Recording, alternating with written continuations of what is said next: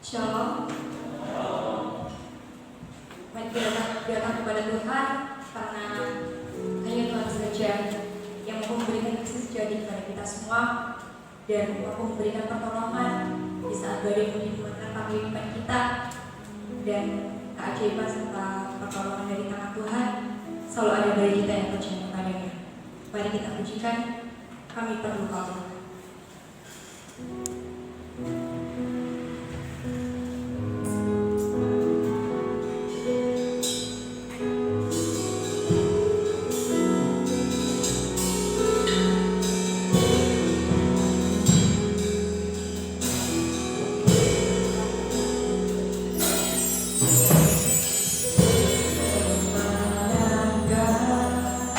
Tapi mencari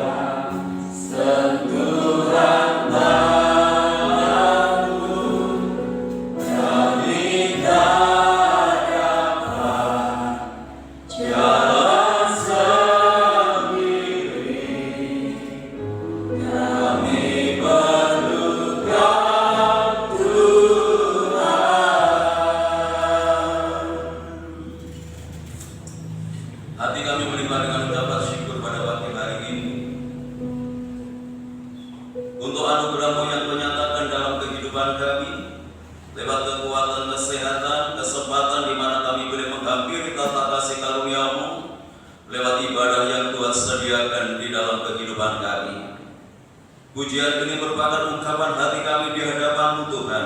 Kami perlu akan Kau, karena kami menyadari akan segala keterbatasan kami. Kami menyadari akan segala kelemahan kehidupan kami. Itu sebabnya kami saat ini hadir di tempat ini, karena kami ingin berjumpa dengan Tuhan.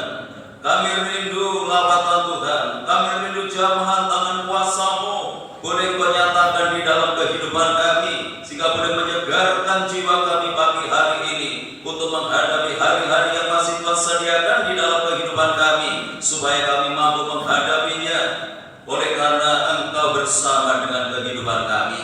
Terima kasih Tuhan, biarlah hadirat-Mu Kau nyatakan di tengah-tengah ibadah kami pagi hari ini. Suasana surgawi boleh kami rasakan oleh karena kehadiran Tuhan di tengah-tengah ibadah kami pagi hari ini. Untuk itu kami menyerahkan ibadah ini sepenuhnya ke dalam tangan-Mu, mulai dari awal hingga selesainya. Hamba-hamba-Mu yang saat ini sudah mempersiapkan diri untuk melayani pekerjaan-Mu yang mulia ini, kami serahkan ke dalam tangan-Mu, baik leader, singer, pemain musik, ketua LCD yang menaikkan doa, yang bacakan warta gereja, maupun hamba-Mu yang akan menyampaikan kebenaran firman-Mu. Mari Tuhan yang Kau sucikan kami, kuduskan kami, terlebih pengurapan dari Roh-Mu yang kudus Tuhan nyatakan dalam pelayanan kami. Biar pelayanan kami boleh berkenan di hadapan Tuhan dan boleh menjadi berkat bagi sidang jemaat Tuhan. Saudara-saudara kami yang lain yang saat ini mungkin masih dalam perjalanan untuk menuju ke tempat ini, kami serahkan dalam tangan-Mu. Tuhan Kau menyertai mereka semuanya, segera tiba di tempat ini bersama kami untuk memuliakan Tuhan. Kalau pekerjaan kuasa kegelapan yang ingin mencoba mengganggu jalannya ibadah kami, bahkan ingin merebut berkat Tuhan yang Tuhan sediakan lewat ibadah ini, kami menyatukan hati bersama jemaat untuk memanggil nama-Mu, yaitu di dalam nama Tuhan Yesus Kristus. Kalau kuasa-kuasa yang bukan dari Allah dalam bentuk apapun, kami tolak, kami patahkan kuasanya di dalam nama Yesus. Darah Yesus berkuasa, dan biar Roh-Mu yang kudus menguasai tempat ini, menguasai hati dan pikiran kami, sehingga berkat ibadah seutuhnya boleh menjadi bagian di dalam kehidupan kami. Tuhan berkati setiap gereja-gereja-Mu yang saat ini sedang mengadakan ibadah yang sama seperti kami lakukan. Bagaimana Tuhan memberkati kami, Tuhan memberkati mereka semuanya, agar nama Tuhan dipermuliakan. Hanya di dalam nama Tuhan Yesus Kristus Kepala Gereja, kami serahkan segala doa kami. Kami buka ibadah kami pagi hari ini, dan yang siap untuk memuliakan Tuhan, mari bersama kita katakan amin.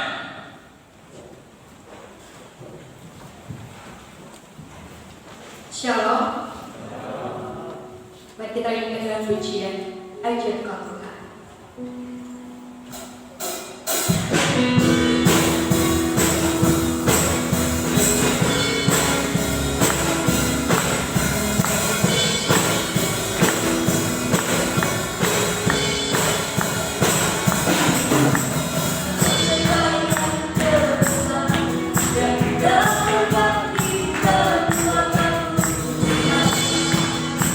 Kau yang bagi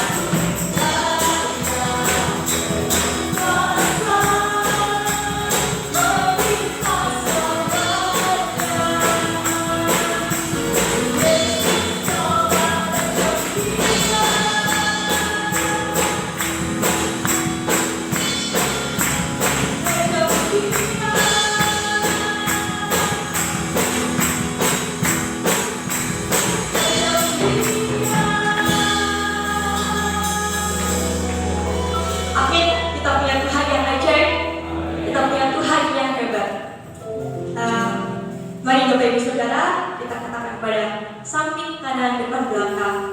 Aku diberkati, kamu diberkati, kita semua diberkati, dan gereja ini diberkati. Amin. Mari bersama-sama kita pujikan Aku Diberkati.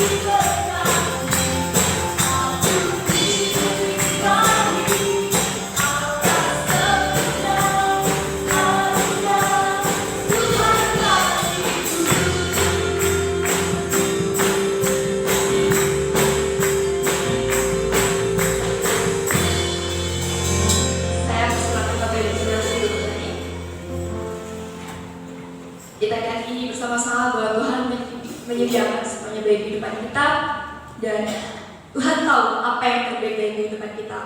Walaupun kita menutup pintu, tapi kalau Tuhan membukakan pintu, Tuhan pasti sudah memberikan jalan, dan kita tidak dapat menutup pintunya. Tapi kalau Tuhan sudah membuka pintu, maka kita harus yakin dan percaya kita adalah jalan yang terbaik untuk kehidupan kita. Mari bersama-sama kita pujikan Penolong yang setia.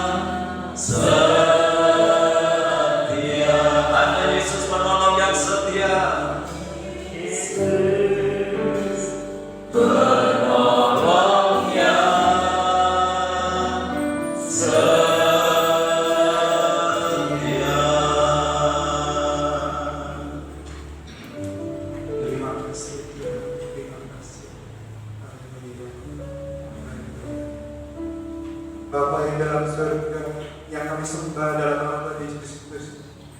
Kami ucapkan syukur dan terima kasih ya Tuhan, bila mana pada pagi hari ini Kau telah izinkan kami untuk bisa beribadah di tempat yang kudus ini ya Tuhan. Kau telah berkati kehidupan kami hari demi hari yang begitu luar biasa. Itu merupakan kasih karunia-Mu ya Tuhan.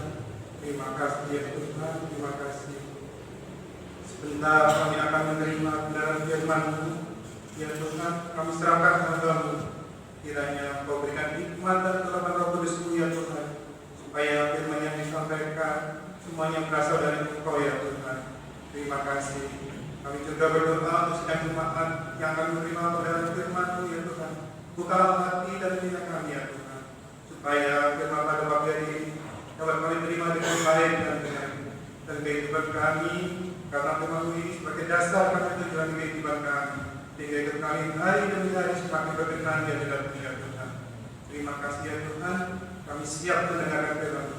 Haleluya. Amin. Silakan duduk kembali.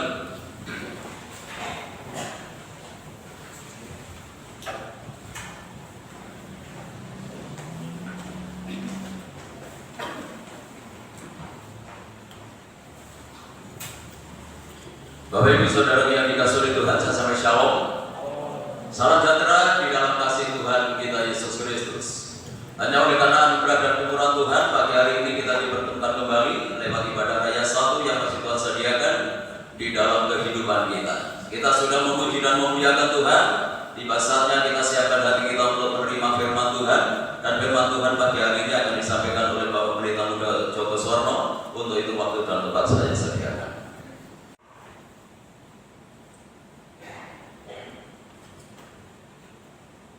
Sidang jemaat yang kasih Tuhan, shalom.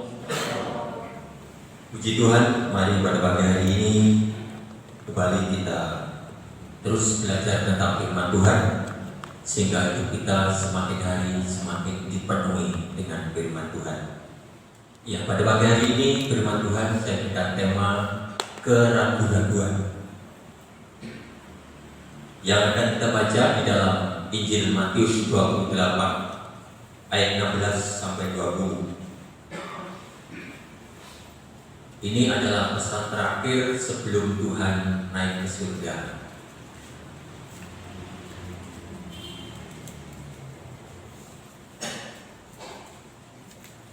Matius 28 ayat 16 mulai. Dan ke-11 murid itu berangkat dari Galilea ke bukit yang telah ditunjukkan Yesus kepada mereka. Ketika melihat Dia, mereka menyembahnya. Tetapi beberapa orang ragu-ragu. Yesus mendekati mereka dan berkata, "Kepadaku telah diberikan segala kuasa di surga dan di bumi. Karena itu pergilah, jadikanlah semua bangsa muridku dan baptislah mereka dalam nama Bapa dan Anak dan Roh Kudus. Dan ajarkanlah mereka melakukan segala sesuatu yang telah kuperintahkan kepadamu. Dan ketahuilah, aku menyertai kamu senantiasa sampai pada akhir zaman." Amin. Satu kejadian yang sangat luar biasa, di mana akhir-akhir sebelum Tuhan Yesus naik ke surga, murid-murid diberikan pesan oleh Tuhan untuk pergi ke sebuah bukit.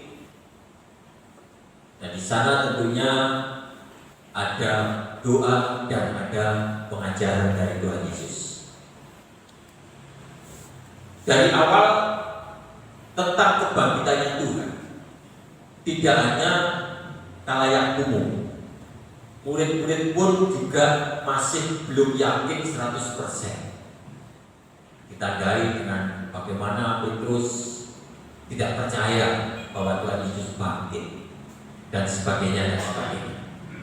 Sampai pada akhirnya menjelang Tuhan Yesus naik ke surga, Tuhan Yesus ingin memberikan pesan khusus kepada murid-murid. Itu sebabnya mereka disuruh berangkat ke Galilea, ke bukit yang telah ditunjukkan oleh Tuhan Yesus. Tentunya apa yang diperintahkan oleh Tuhan ini mempunyai satu maksud yang istimewa. punya maksud yang luar biasa. Dan Tuhan ingin memberikan pesan yang bisa menguatkan murid-murid itu untuk melanjutkan pemberitaan pengabaran Injil. Nah, ketika di dalam perjumpaan ayat 17 mengatakan, ketika melihat dia, mereka menyembahnya, tetapi beberapa orang ragu-ragu. Nah, ini yang menjadi satu pertanyaan. Ternyata tidak hanya orang-orang umum saja yang meragukan tentang kebangkitannya Tuhan Yesus. Ternyata murid-murid yang sudah bergaul dengan Tuhan, makan dengan Tuhan Yesus, tidur dengan Tuhan Yesus, kemana-mana dengan Tuhan Yesus, melihat, menyaksikan mukjizat dengan matanya sendiri, itu pun masih ragu-ragu. Nah, apa yang membuat murid-murid ini ragu-ragu tentang kebangkitannya Tuhan Yesus?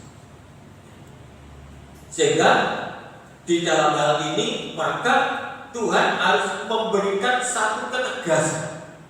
Tuhan memberikan satu keyakinan bahwa jangan sampai di saat Tuhan itu meninggalkan murid-murid di bumi dan Tuhan Yesus naik ke surga, murid-murid ini menjadi ragu-ragu lagi.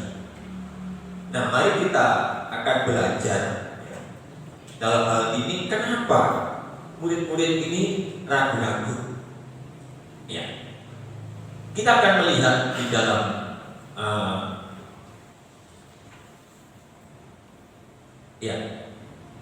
sebelumnya, ya. Jadi ada 3 hal nanti yang akan kita bicarakan kalau itu waktunya sampai. Yang pertama, keraguan-raguan.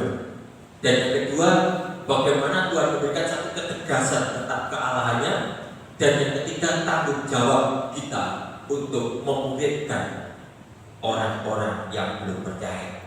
Nah, yang pertama, tadi di dalam ayat 17 dikatakan, tetapi beberapa orang ragu-ragu. Kenapa ragu-ragu? Ya, kita baca di dalam ayat 11 sampai 15.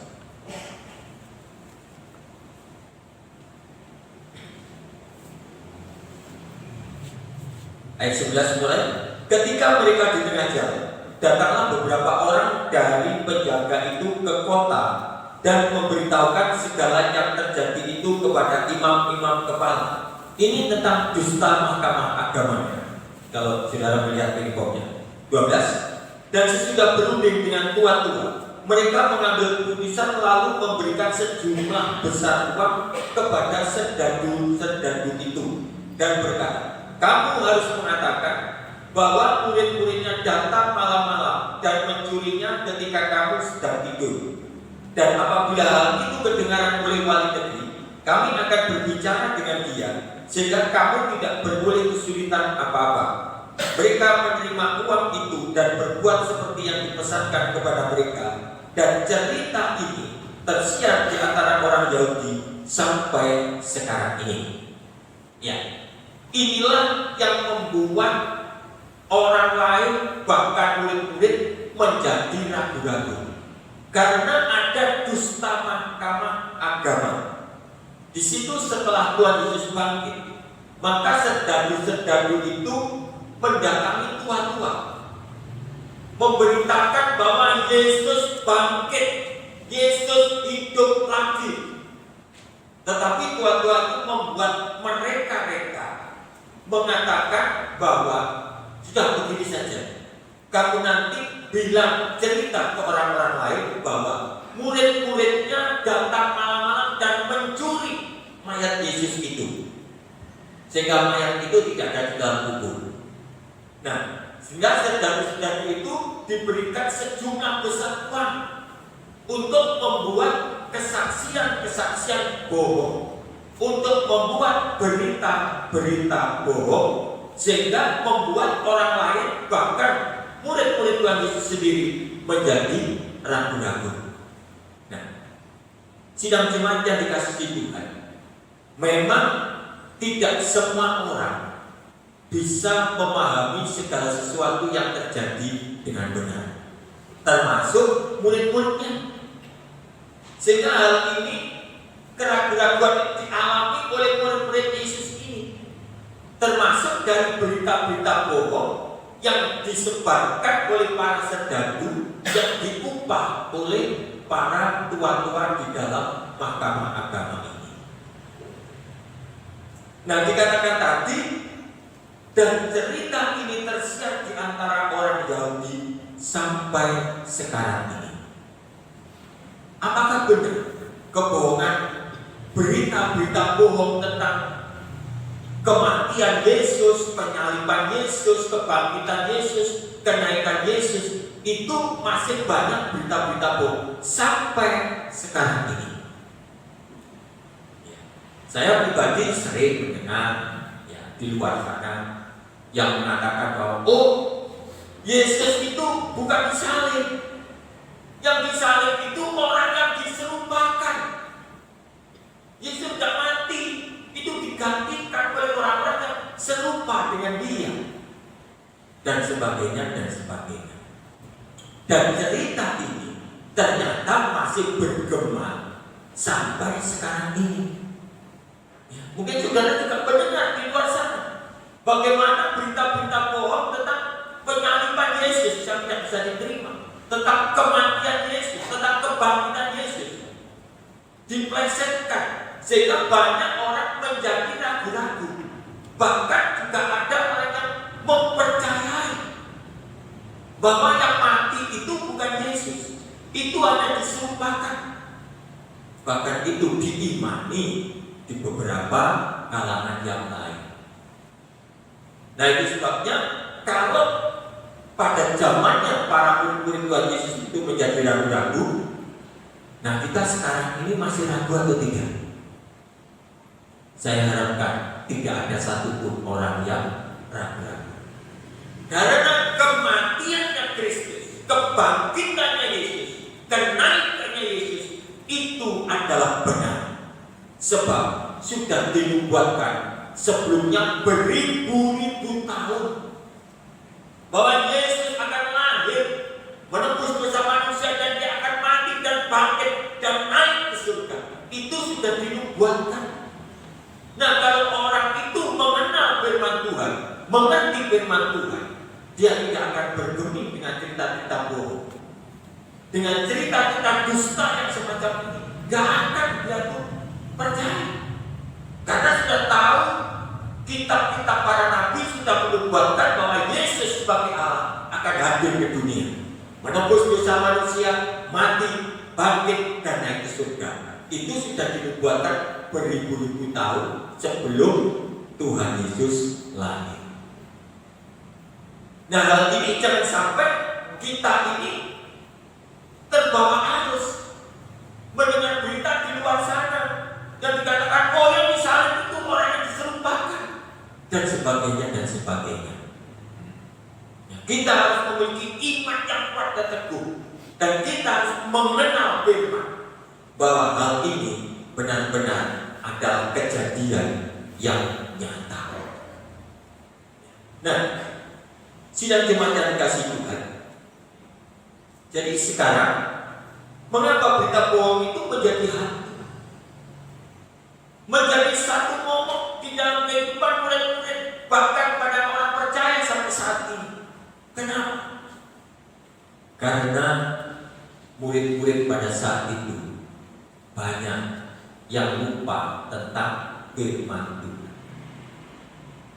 Tentang firman, berapa kali Tuhan Yesus itu mengatakan kepada murid-murid bahwa aku akan mati dan pada hari yang ketiga akan bangkit. Itu kan sudah sering diceritakan kepada murid-murid, tetapi murid-murid tidak ingat, sehingga dia itu ada yang dikatakan tadi, sebagian orang menjadi ragu-ragu.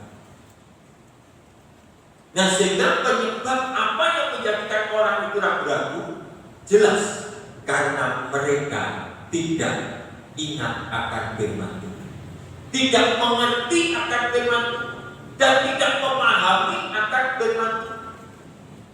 Sehingga pada saat mengalami kejadian-kejadian, ada berita-berita yang tidak sesuai dengan apa yang terjadi, mereka gampang terbawa arus dan bahkan menjadi ragu-ragu. sehingga hal ini bisa terjadi. Ya, kita baca Yohanes 8 ayat 23. Ini yang menyebabkan orang itu tidak percaya, orang itu ragu-ragu akan kebenaran itu. Yohanes 8:43.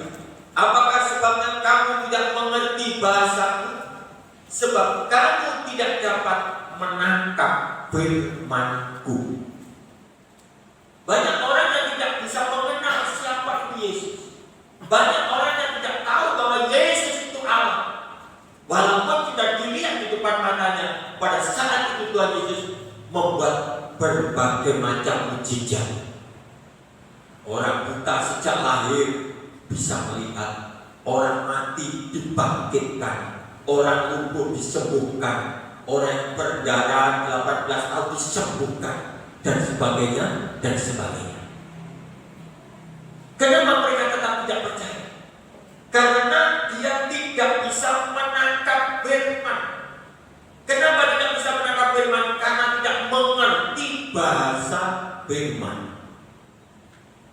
Sehingga di dalam hatinya tetap ada satu keraguan-raguan. Nah, ini yang harus kita cari.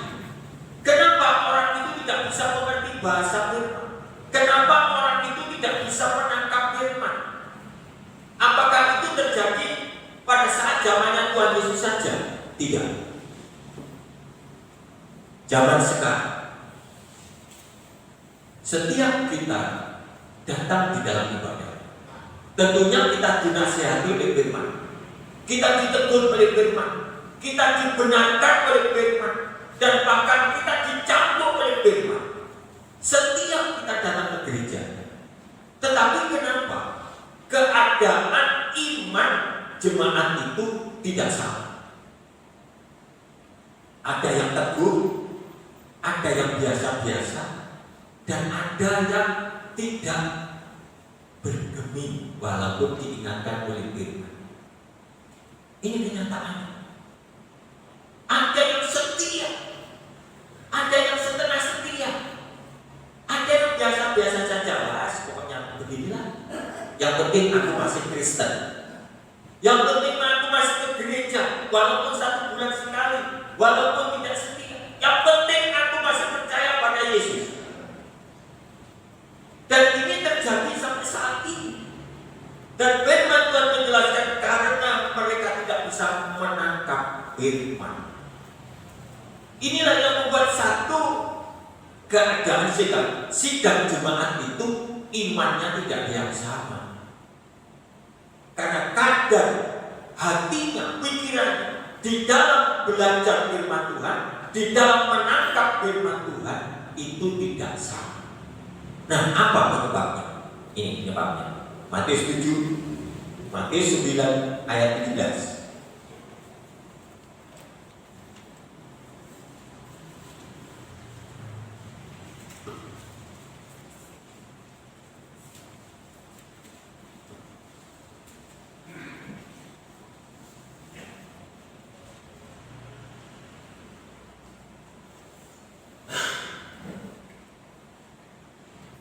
Matius 9 ayat 17, demikian firman Tuhan. Begitu pula anggur yang baru tidak diisikan ke dalam kantong kulit yang tua. Karena jika demikian kantong itu akan koyak sehingga anggur itu terbuang dan kantong itu pun hancur. Tetapi anggur yang baru disimpan orang dalam kantong yang baru pula, dan dengan demikian terpelihara kedua-duanya. Anggur berbicara tentang firman, dan kantong itu berbicara tentang hati. Jadi di sini dikatakan anggur yang baru tidak bisa diisikan di dalam kantong yang tua. Sebab kalau anggur yang baru itu diisikan pada kantong yang tua, maka kantong itu akan rusak, pecah, dan hancur. Dikatakan akan rusak, akan hancur. Nah, inilah penyebabnya kenapa orang itu tidak bisa memahami firman. Karena kantong tua, karena hatinya yang lama itu tidak bisa atau belum mau berubah menjadi manusia yang baru. Hatinya itu masih hati yang lama. Hati yang lama adalah hati yang hidup di dalam dua versi. Sekali tempo hidup bersama dengan Tuhan, sekali tempo hidup bersama dengan dosa. Hatinya masih berdua-duanya jalan bersama-sama. Kadang-kadang yang masih tidak ingat Tuhan, kadang-kadang ingat Tuhan. Jadi kantongnya masih tua. Dan itu kalau diisi firman, hati yang lama, hati yang belum bertobat dari perbuatan-perbuatan dosa, itu tidak bisa diisi oleh firman yang baru. Mereka tidak akan bisa menangkap firman karena hatinya masih campur menjadi manusia lama. Belum berani, belum bisa meninggalkan sifat-sifat keduniawian. Sifat-sifat yang berbau dosa itu masih disimpan, masih dilakukan, sehingga keadaan kantong tua hati yang lama itu tidak bisa diisi oleh firman Tuhan. Ini menjadi satu kepastian karena ini firman. Firman itu tidak ada yang dusta. Firman itu ya dan amin. Dan barang siapa yang bisa mengubah hatinya menjadi hati yang baru, jangan berbicara orang itu akan bisa dikerjakan oleh firman Tuhan. Firman Tuhan hanya bisa bekerja pada orang yang mau bertobat, orang yang mau dinasihati, orang yang mau dibenari oleh firman Tuhan.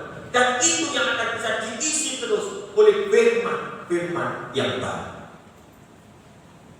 Dikatakan tetapi anggur yang baru disimpan orang dalam kantong yang baru pula, dan dengan demikian terpeliharalah dua-duanya. Dan firman itu akan berbuah-buah lebat di dalam kehidupan. Tapi murid-murid kenapa ragu-ragu? Karena lupa akan firman Tuhan. Karena pesan-pesan Yesus sebelum mati itu dilupakan oleh murid-murid.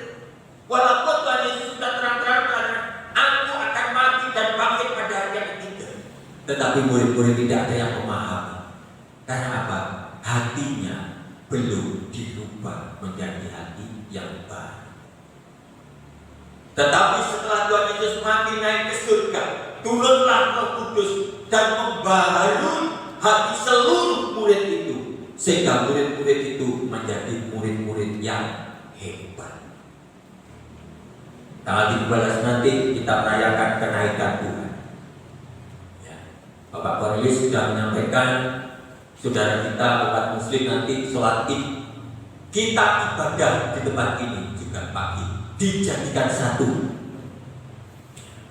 Jadi nanti yang datang terakhir Kak Mandor atau terus kebenaran bisa nggak datang, bisa juga. Ya. Nah, setelah Tuhan Yesus naik, disitulah maka Roh Kudus itu diturunkan untuk memperbaharui hati setiap orang percaya. Dan disitulah maka kehidupan lama akan dirubah menjadi kehidupan yang baru, sehingga firman-firman yang diterima itu bisa berkembang dan berbuah. Ya, lanjut. Jadi di dalam ayat 18 tadi, untuk menjawab keraguan-raguannya, maka Tuhan Yesus menunjukkan jati diri tentang kealahannya. Mengatakan, kepadaku telah diberikan segala kuasa di surga dan di bumi. Diberikan segala kuasa di surga dan di bumi. Siapa kiranya yang bisa berkuasa di surga? Apakah ada seorang nabi yang hebat yang bisa berkuasa di surga? Tidak ada.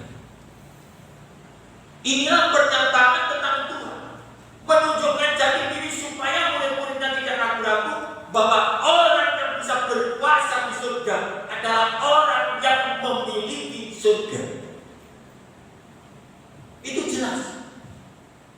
Bapak Koce gak mungkin berkuasa di rumah saya, karena itu rumah saya, dan saya tidak tidak bisa berpuasa di rumahnya Bapak Kojek. Karena bukan rumah saya. Tetapi karena surga ini milik Yesus, itulah sebabnya dia mengatakan diberikan segala kuasa di surga, dan tidak hanya di surga tetapi juga di bumi. Walaupun kita di bumi ini dikatakan sebagai musafir, sebagai orang yang merantau, sekali tempo akan keluar, tetapi tetap dipelihara oleh Tuhan, karena Tuhan diberikan kuasa. Sehingga Rasul Paulus memberikan satu kekuatan kepada jemaat-jemaatnya tentang pernyataan siapa itu Yesus, tentang kealahannya Yesus, tentang bagaimana Yesus itu memelihara orang yang percaya kepadanya. Kita baca Kolose 1 ayat 17.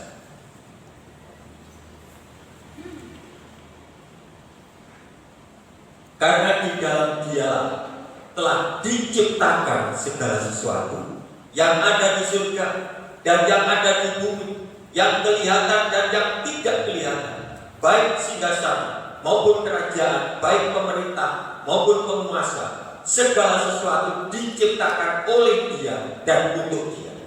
Ia ada terlebih dahulu, dan segala sesuatu dan segala sesuatu ada di dalam Dia.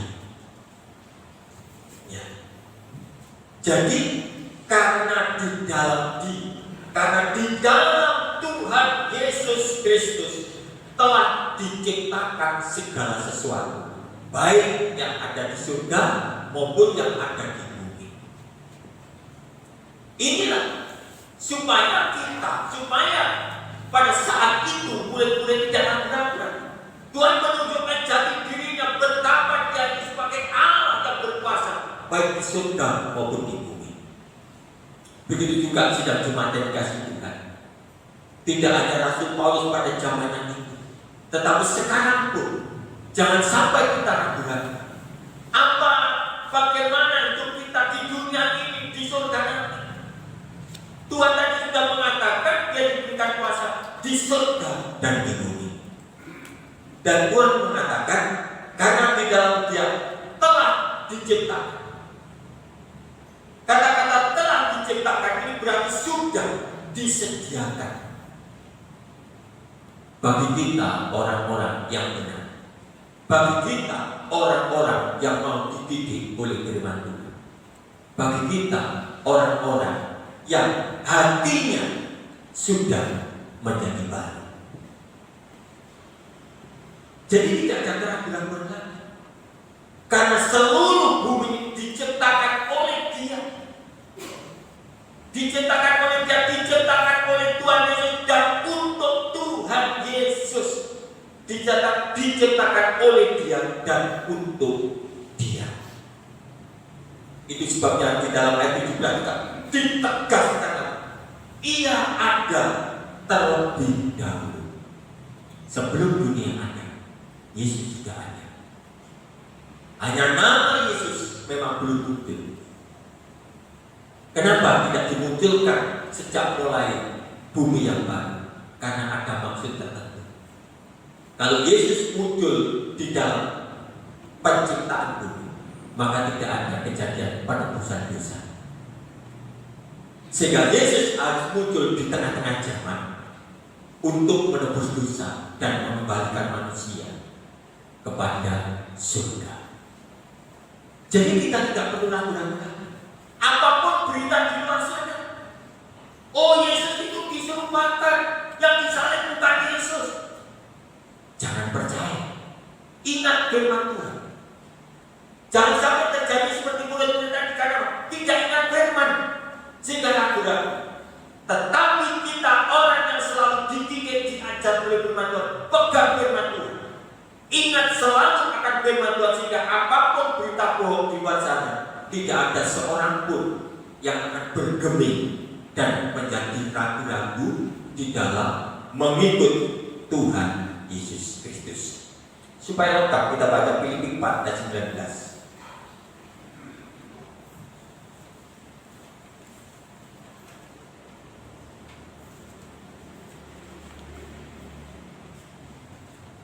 Filipi 4 ayat 19, Allahku akan memenuhi segala keperluan menurut kekayaan dan kemuliaannya dalam Yesus Kristus. Garis bawahi firman ini. Allahku akan memenuhi segala keperluan. Hal ini memang menjadi satu fenomena. Kadang-kadang orang Kristen mengatakan, "Duh, aku sudah menjadi Kristen." Katanya firman Tuhan memenuhi segala keperluanku. Mana buktinya? Kata-kata segala keperluanmu itu menurut ukurannya Tuhan, bukan ukuran kita sebagai manusia.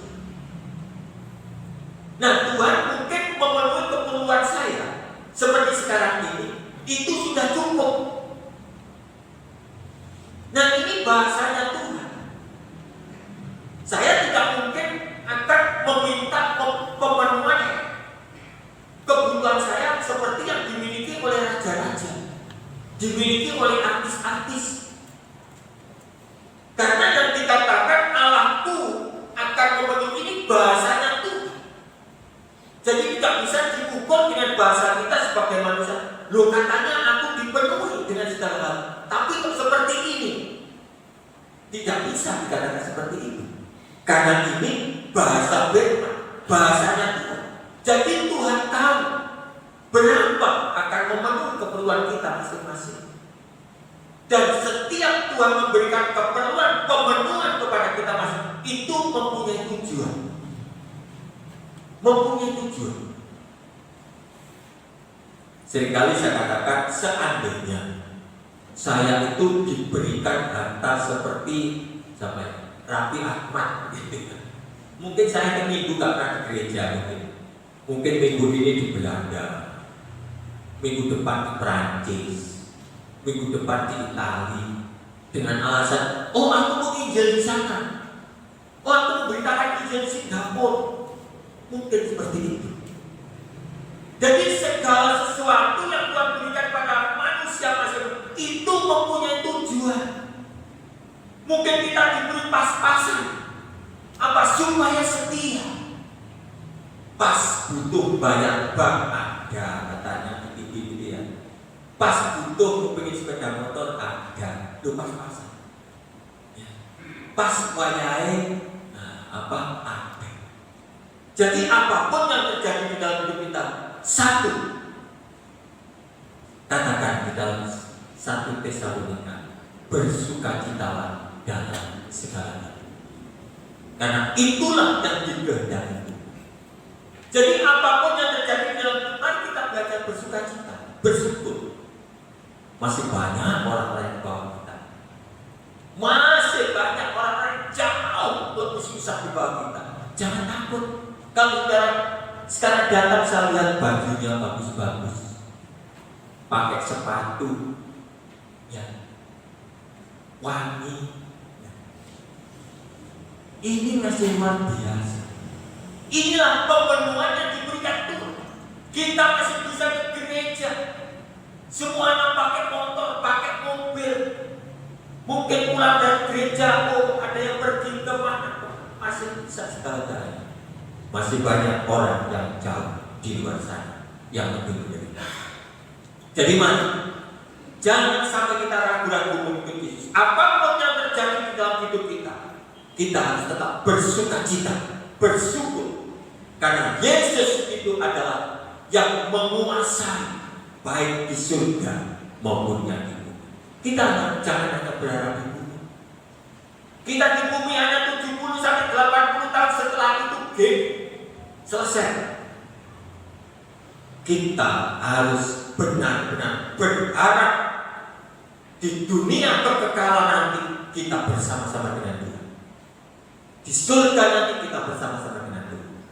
Karena disitulah yang tidak ada batasnya. Gak ada batasnya. Jadi seperti yang dikatakan oleh Bapak Pendeta Kudus, neraka itu bukan cerita. Surga itu juga bukan cerita belaka, tetapi nyata ada. Tetapi banyak orang yang takut dengan neraka. Banyak orang yang tertarik dengan surga. Ketertarikan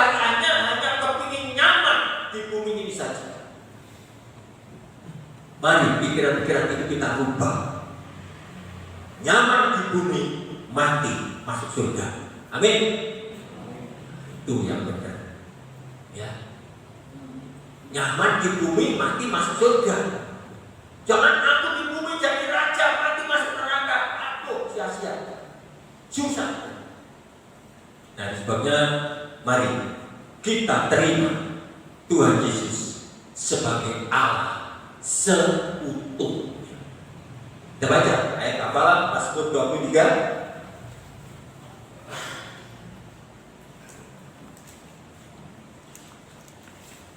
Mazmur 23 ayat 1 sampai 3. Mazmur Daud. Tuhan adalah gembalaku, takkan kekurangan aku.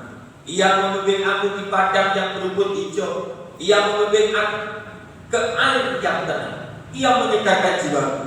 Ia menuntun aku di jalan yang benar. Dan oleh karena namanya. 3 hal yang paling penting untuk manusia sudah disediakan oleh. Yang pertama dikatakan Tuhan adalah gembala. Kalau kita menjadikan Yesus sebagai gembala kita, itu artinya kita tidak mengatur langkah-langkah hidup kita sendiri. Jadi langkah-langkah hidup kita harus dibimbing, dituntun oleh gembala, yaitu Tuhan Yesus Kristus yang sekarang adalah firman. Jadi banyak orang itu tidak menempatkan Tuhan Yesus sebagai gembala, sehingga hidupnya diatur-atur sendiri. Domba yang selamat adalah domba yang dibimbing dan dituntun oleh seorang gembala yang bertanggung jawab. Jadi yang pertama, kalau kita menempatkan Tuhan kita Yesus Kristus sebagai gembala, ditegaskan takkan kekurangan aku. Ini dijadikan satu oleh Tuhan. Karena manusia penyakitnya kemarin ditegaskan oleh Bu Yanti adalah rasa takut. Manusia itu paling takut, paling penyakitnya itu adalah takut, khawatir, bukan dengan kanker, enggak. Manusia nggak takut dengan penyakit kanker. Yang ditakuti oleh manusia adalah rasa kekurangan. Dan ini ditegaskan oleh Tuhan. Kalau kita menempatkan Yesus seutuh sebagai gembala yang menuntun langkah-langkah hidup, sehingga hidup kita sepenuhnya dibimbing, dituntun sesuai dengan kebenaran firman, tidak menggok ke kiri ke kanan, menerobos firman, melawan firman, maka takkan kekurangan aku. Ini ditegaskan. Dan yang kedua, gembala kita itu membimbing kita kepada rumput yang hijau, bukan rumput yang kering. Pada rumput yang hijau, ia membimbing ke air yang tenang. Ini menunjukkan satu kesejahteraan, satu kedamaian, satu ketenteraman. Ini yang akan diberikan oleh Tuhan. Dan yang ketiga, tentang jiwa. Jiwa ini yang paling utama. Ia menyegarkan jiwa. Kalau manusia jiwanya sudah merasa segar, bersyukur kepada Tuhan, maka surga itu bukan mimpi. Surga akan menjadi satu kenyataan. Ia menyegarkan jiwaku. Ia menuntun aku di jalan yang benar. Benar bukan menurut ukuran kita sendiri, tetapi benar menurut ukuran firman. Inilah kalau Tuhan kita jadikan seutuh sebagai gembala di dalam hidup kita, maka hal inilah yang akan terjadi di dalam kehidupan kita. Untuk itu pada pagi hari ini, jangan sampai ada sedikit pun keraguan-keraguan di dalam kita menuntut Tuhan. Mari kita tancapkan iman kita sedalam-dalamnya dan kita hidup dengan benar. Kita tetap memegang iman kita seutuhnya kepada Tuhan kita Yesus Kristus. Amin. Tuhan memberkati. Kita pujikan satu pujian El Shaddai. Allah yang selalu menyertai, membimbing, memberkati, dan memenuhi segala kebutuhan kita.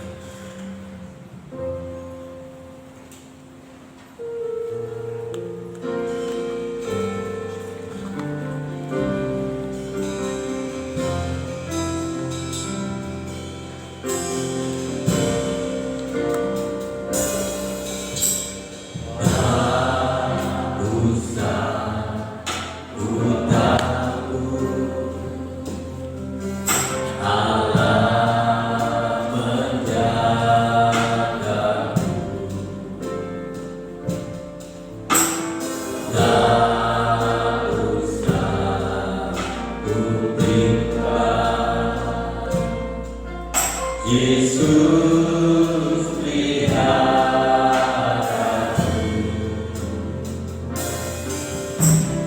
tak usah susah, Roh Kudus dikutuk, tak usah menjelma yang memberkatiku.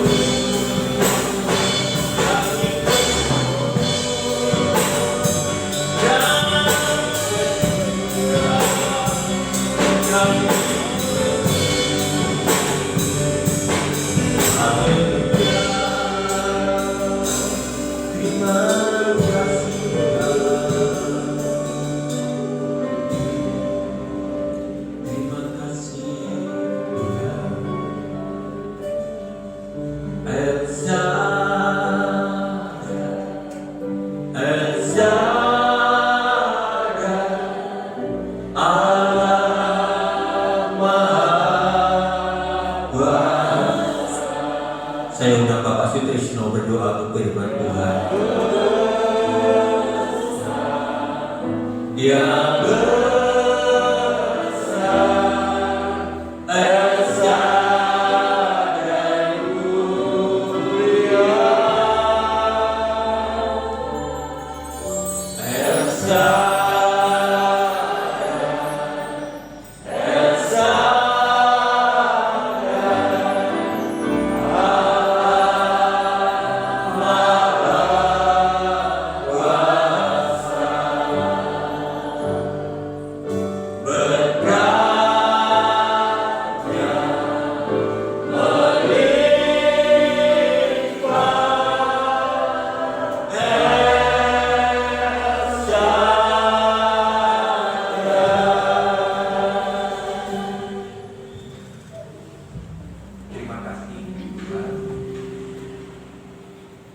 Terima kasih buat firman Tuhan yang sudah kami dengar pada pagi hari ini.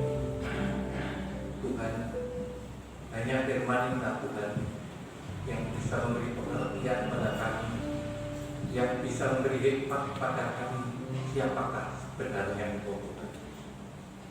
Tuhan, biar di luar sana banyak yang mengatakan bahwa yang disalib bukan Yesus, tetapi orang yang disamakan. Kami yakin firman Tuhan sudah beri pencerahan kepada kami. Firman Tuhan sudah membimbing kami bahwa peristiwa itu adalah benar. Peristiwa itu pernah terjadi di dunia ini. Untuk Tuhan, jauhkan kami dari keraguan Tuhan. Jauhkan kami dari kabar-kabar yang mengguncang iman kami Tuhan. Jadikanlah kami umat benar-benar yang percaya dan yakin bahwa Engkau adalah juru selamat kami semua. Terima kasih sekali lagi Tuhan. Hanya firman Tuhan yang bisa memberi iman pada kami. Hanya firman Tuhan yang bisa memberi Tuhan hikmat pada kami. Terima kasih Tuhan, terima kasih. Tuhan, kami doakan hamba-Mu yang selalu memberi jalan yang terbaik bagi kami umat yang ada di tempat ini. Kami doakan bagi hamba-hamba-Mu yang memberikan firman di tempat ini, Kau sertai dengan kuasa, Kau sertai dengan hikmat-Mu, agar setiap firman yang disampaikan benar-benar menjadikan berkat bagi kami. Tuhan, selanjutnya kami berdoa, bentar lagi kami akan membagikan berkat pada saudara-saudara kami yang membutuhkan. Juga kami sebentar lagi akan mempersembahkan sebagian dari berkat-Mu yang sudah Kau berikan pada kami. Kiranya apa yang sudah kami persiapkan, kuasa-Mu menyertai, sehingga berkat yang tidak seberapa yang sudah kami persiapkan, kami yakin bisa dipergunakan di tempat ini sebaik-baiknya. Terima kasih. Kami juga berdoa bagi saudara-saudara kami yang dengan relanya memberikan sesuatu berkat-Nya yang dibagikan pada saudara-saudara yang ada di tempat ini.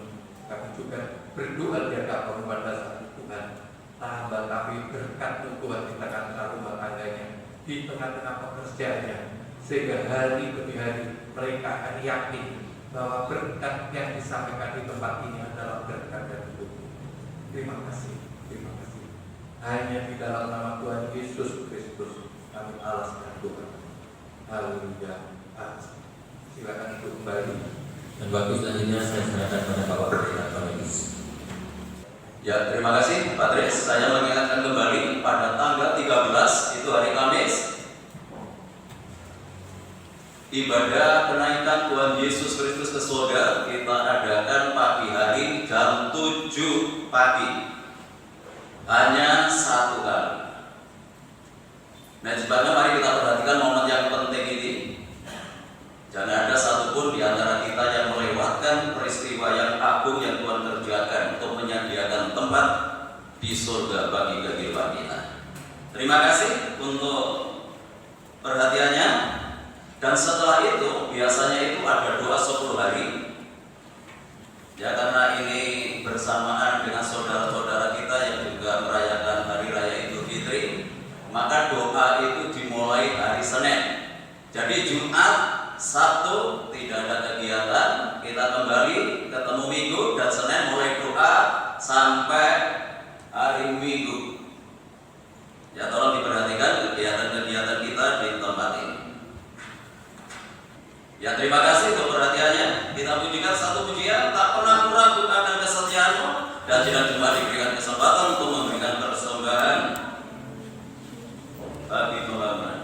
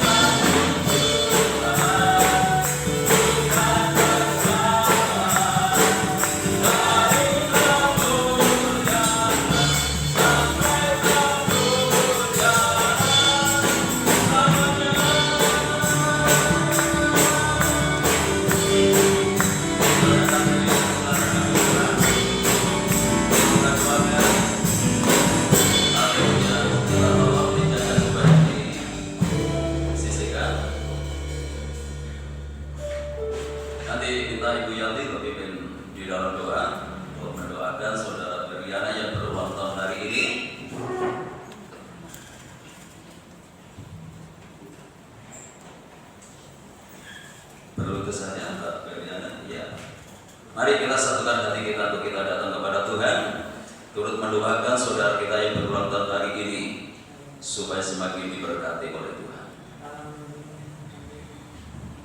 Bapa kami di dalam surga, kami satukan hati kami bersama seluruh hamba-hambamu sidang jemaatmu, menyatukan hati berdoa untuk generasi kami, generasi muda kami yang akan menjadi penerus pekerjaan Tuhan.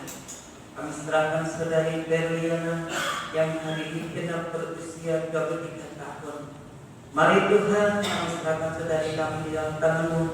Turunkan berkat damai sejahtera, kekuatan, kesehatan, hikmat dan karunia dari Tuhan. Segala sesuatu yang rindu kami cita-citakan, Tuhan turunkan berkat atas kehidupannya. Kiranya kuasa Roh Kudus dan Firman terus menuntun masa mudanya untuk kemuliaan-Mu Tuhan di dalam nama Yesus. Segala talenta bakat yang berikan Tuhan berkati, sehingga anak kami ini diberkati Tuhan. Kami tahu pergumulannya Tuhan Kau berkati, berikan penghiburan secara pribadi dan khusus, sehingga anak muda itu berjuang dengan penuh semangat bersama dengan Tuhan. Terima kasih Tuhan, kami serahkan semua dalam tangan-Mu. Kedua orang tuanya kami serahkan dalam tangan dan berkati, berikan kekuatan hikmat menuntun mendidik dalam kehidupannya. Demikian juga dengan saudara-saudaranya, kakak adiknya dan juga berkati, sehingga keluarga ini disatukan dengan kasih Tuhan, sehingga nama-Mu dipermuliakan dalam kehidupan keluarga ini. Terima kasih Tuhan, sekali lagi berkati saudara kami ini. Tuhan menolong, Tuhan berkati mulai hari ini sampai selama-lamanya, di dalam nama Tuhan Yesus Kristus. Amin. Bapak Surgawi, selanjutnya kami menyerahkan untuk pergumulan Bapak Ibu kami berkenaan dengan kondisi kesehatannya. Saat ini kami serahkan Ibu Gembala yang tidak bisa hadir oleh karena terganggu kesehatannya. Kami serahkan Ibu Sudarmiasi, untuk Ibu Yaya, untuk Ibu Mestia, untuk Bapak Bambang, maupun saudara-saudara kami yang lain yang saat ini terganggu kesehatannya. Kami serahkan semua ke dalam tangan-Mu. Kami percaya kuasa Tuhan tidak pernah berubah, dulu hari ini bahkan selamanya bagi orang yang percaya kepada Tuhan. Untuk itu mari ulurkan tangan kuasa-Mu, jamah mereka yang sakit di dalam nama Yesus Kristus. Yang sakit disembuhkan, yang sakit dipulihkan. Kuasa bilur Tuhan Yesus sanggup memberikan kesembuhan. Bapak Ibu kami yang sudah berusia lanjut, biarlah Tuhan tetap anugerah dengan kekuatan dan kesehatan. Kelanjutan pembangunan tempat parkir dalam tangan kami serahkan Tuhan, buka jalan, menggerakkan orang-orang yang terbeban untuk pelayanan ini, sehingga pembangunan ini dapat dilanjutkan dan dapat terselesaikan dengan baik dan boleh membawa kemuliaan bagi nama Tuhan. Hamba-Hamba-Mu yang sudah melayani pekerjaan pagi hari ini, Tuhan memberkati mereka semuanya, bahkan semakin memperindah pelayanannya di hari-hari yang akan datang. Kami menyerahkan untuk lingkungan kami, kota kami, bangsa dan negara kami. Tuhan berkati dengan ketenangan, kedamaian dan kesejahteraan. Tuhan pulihkan perekonomian bangsa dan negara kami ini, sehingga Tuhan kemakmuran boleh terjadi di berbagai tempat dan membuat nama Tuhan dipermuliakan. Bapak Presiden bersama wakil dan jajarannya kami serahkan dalam tangan Tuhan, berikan hikmat. Tuhan memberikan tuntunan dan kemampuan untuk dapat membawa bangsa ini lebih baik lagi. Upaya pemerintah untuk memutus rantai penularan COVID-19 dengan menurunkan vaksin, Tuhan berkati. Demikian pula kami juga berdoa untuk setiap masyarakat dalam melaksanakan setiap kegiatannya agar sungguh-sungguh memperhatikan protokol kesehatan untuk bersama menjaga kesehatannya, menjaga keluarganya, menjaga orang lain, sehingga sungguh-sungguh negeri ini segera bebas dari pengaruh COVID-19. Terima kasih Tuhan.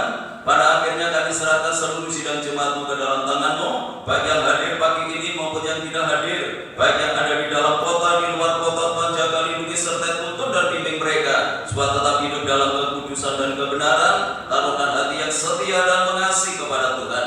Rumah tangga, keluarga, kehidupan nikah jemaat Tuhan berkati dengan ketenangan, kedamaian dan kesejahteraan. Kalau usaha, pekerjaan, tugas dan tanggung jawab yang mereka lakukan, Tuhan buat berhasil dan beruntung. Peliharakan seluruh jemaat-Mu dalam kasih-Mu, sehingga tidak ada satupun keluarga yang hidup di dalam kekurangan. Anak-anak yang masih duduk di bangku sekolah, mulai dari playgroup sampai perguruan tinggi, berkati mereka dengan kecerdasan dan kearifan. Jadikan anak-anak yang berprestasi, baik dalam akademisnya maupun non-akademisnya.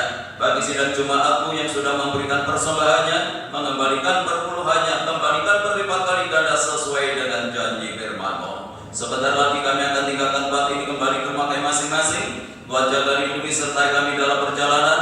Tiba di rumah dengan selamat, tidak kekurangan sesuatu apapun. Kembalikan kami dalam kegiatan ibadah yang akan datang dalam keadaan yang lebih baik dari pagi hari ini. Bapak Ibu Saudara yang dikasihi oleh Tuhan, sekarang pulanglah dan terimalah berkat damai sejahtera dari Allah Bapa, kasih karunia-Nya dari Tuhan Yesus Kristus, dan lewat persekutuan Roh-Nya yang kudus menyertai dan memberkati kita mulai pagi hari ini sampai Maranatha, Tuhan Yesus datang kembali. Dalam nama Tuhan Yesus kami berdoa dan mengucap syukur. Yang diberkati Tuhan, mari bersama kita